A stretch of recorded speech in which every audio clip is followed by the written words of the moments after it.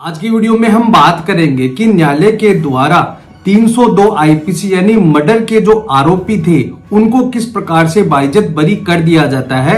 और कई बार यह देखने को मिलता है कि जो 302 के मामले होते हैं उनमें चश्मदीद गवाह भी नहीं होते हैं और ऐसे केस परिस्थिति जन्य साक्ष्य के आधार पर वह केस तैयार होते हैं। और साथ ही साथ हम बात करेंगे कि सुप्रीम कोर्ट के द्वारा आईपीसी के सेक्शन 302 के मामले में जो आरोपी होते हैं उनको किस प्रकार से बरी कर दिया जाता है।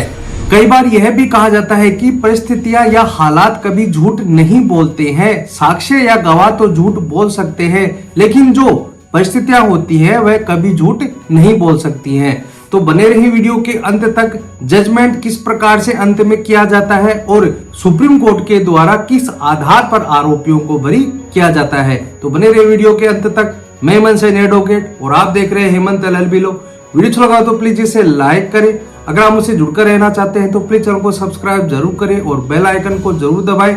अगर आप मुझे फेसबुक और इंस्टाग्राम पर देख रहे हैं तो पेज को फॉलो जरूर करें। यह जो मामला है वह मध्य प्रदेश का मामला है। इसमें जो मध्य प्रदेश जो जिले की सेशन कोर्ट थी उनके द्वारा जो 302 के आरोपी थे उन्हें आजीवन कारावास यानी लाइफ इम्प्रिजनमेंट की सजा सुना दी जाती है। लेकिन सेशन कोर्ट के इस आदेश के खिलाफ आरोपियों के द्वारा मध्य प्रदेश के हाई कोर्ट में जाया जाता है और वहां पर अपील की जाती है। मध्य प्रदेश हाई कोर्ट में जब सुनवाई होती है तो दो बातें निकलकर सामने आती है। पहली तो यह है कि मोटिव, हत्या करने का मोटिव होना, यह प्रूफ हो जाता है। दूसरा है लास्ट सीन, कहने का मतलब है कि जिस व्यक्ति की हत्या हुई थी और जो आरोपी थे अंतिम बार उसके आसपास देखे गए थे, यह भी बात कोर्ट में प्रूफ हो जाती है।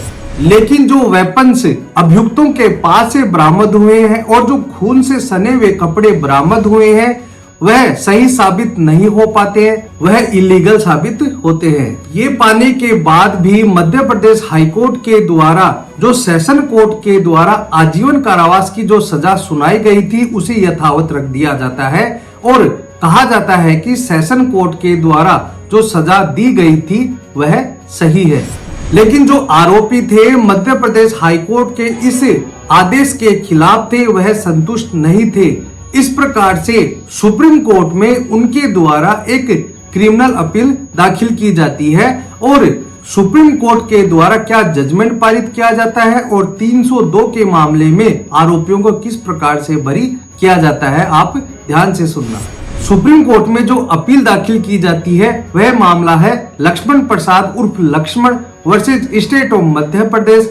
14/6/2023 को सुप्रीम कोर्ट के द्वारा यह जजमेंट पारित किया गया था। सुप्रीम कोर्ट के द्वारा इसमें सुनवाई करते हुए यह कहा जाता है कि जो मामले परिस्थिति जन्य होते हैं और सजा तक पहुंचने के लिए उस केस को प्रूफ करने के लिए अभियोजन पक्ष को कुछ बातों को पहले साबित करना होगा।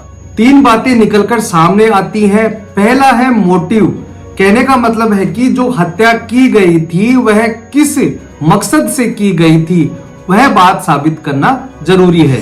वैसे तो मोटिव हर केस के लिए होता है लेकिन इसमें जरूरी यानी मैंडेटरी होता है। दूसरी बात है लास्ट सीन, कहने का मतलब है कि जो आरोपी थे जिसकी हत्या की गई थी अंतिम बार वहां पर देखे गए थे, इस बात को साबित करना बहुत ही जरूरी है। तीसरी बात है रिकवरी ऑफ वेपन, यानी जो हथियार बरामद किए गए थे उनकी बरामदगी सही साबित होना जरूरी है। अगर यह तीनों बातें साबित हो जाती हैं तो वह एक कड़ी बन जाती है। आरोपी और मृतक के बीच जो कड़ी है उसका मिलना बहुत ही जरूरी है। अगर इस चैन में एक भी कड़ी गायब है तो यह कंप्लीट नहीं होगी, यह सुप्रीम कोर्ट के द्वारा कहा जाता है।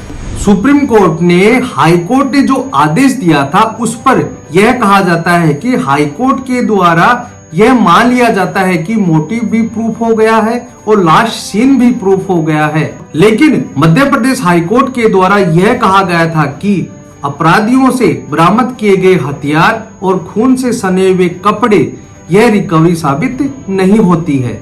यह जो रिकवरी है वह अमान्य है यानी इलीगल है। यह पाते हुए हाई कोर्ट के द्वारा सजा कर दी जाती है। यह बात सुप्रीम कोर्ट के द्वारा कही जाती है। और सुप्रीम कोर्ट ने यह भी कहा कि हमें यह नहीं लगता है कि मध्य प्रदेश हाई कोर्ट ने मजबूत आधार पर लॉ के अकॉर्डिंग जजमेंट पारित किया है। सुप्रीम कोर्ट के द्वारा फाइनली जजमेंट देने से पहले 2 केस का हवाला भी दिया जाता है। एक केस है शरद बिरदी चंद Sharda versus state of Madhya Pradesh और दूसरा केस है Shailendra Rajdev Paswan versus state of Gujarat ETC। इन दोनों ही केसों का हवाला देते हुए कहा जाता है कि सुप्रीम कोर्ट ने पहले ही कह दिया था कि परिस्थिति जन्य साक्ष्य के मामले में पूरी चेन का जुड़ना जरूरी है, जो कड़ी या जो श्रृंखला है उसका जुड़ना जरूरी है। मतलब कि जिसका मर्डर हुआ है और जो आरोपी हैं उनकी चेन का जुड़ना जरूरी है, कोई भी चेन मिसिंग नहीं होनी चाहिए। लेकिन इस मामले में बरामद किए गए हथियार और कपड़ों की रिकवरी गलत थी। तो इसका कहने का मतलब यह हुआ कि अगर कोई रिकवरी अधूरी रहती है तो चेन भी अधूरी रहेगी। कहने का मतलब है कि 3 बातों में एक बात मिसिंग है, इसलिए जो कड़ी है वह श्रृंखला है वह पूरी तरह से नहीं जुड़ी है, इसलिए इसमें एक बात मिसिंग है। तो इस मामले में चेन पूरी नहीं हुई, इसलिए सजा देना सही नहीं था।